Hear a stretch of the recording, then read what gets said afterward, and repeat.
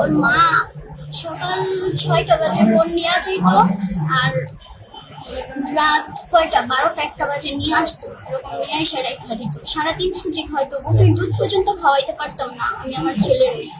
বর্তমান বয়স 13 বছর 4 মাস 23 দিন। সেক্ষেত্রে 18 বছর না পর্যন্ত আমাদের আইনে একটা মেয়ে তো কখনো বিয়ে হইতে পারে না, আর সেখানে তার অলরেডি একটা বাচ্চা। এখন এই শিশু এবং এই বাচ্চা দুজনের দায়িত্ব এখন কে নেবে, এটাই এখন দেখার বিষয়। চলে যাওয়ার পরে কিছুদিন পরে আবার আসতো।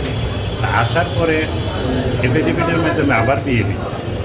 বিয়ে হওয়ার পরে কিছুদিন রয়েছে, এরপরে বাচ্চা হয়েছে, এরপরে আবার মেয়েটা তালাক দিয়ে চলে গেছে বাচ্চা। ফুসলাই নিয়ে অনেকদিন রাখার পরে হেয়ার পরে মনে করেন আবার আমি করছি, হেয়ার পরে মনে করেন আবার এই মেয়েরে আবার মনে করেন আনছি কয়ে ঠেয়ে হেয়ার পরে আবার মেয়েরে আবার এই ছেলে আবার নিয়ে গেছে ঘর থেকে বাইর থেকে। ওর বাবা বলে স্টপ করছে, তো ওর বাবা কোনো স্টপ করে নাই। তারপর মানুষ আমার কাছে আছে 1 ঘন্টার কথা হয়ে গেছে, 3 মাস আগে। তো 1 ঘন্টার কথা হয়ে গেছে, বাচ্চা থুয়ে গেছে, তো কোনো খোঁজ খবর নেয় নাই 3 মাসের ভিতরে।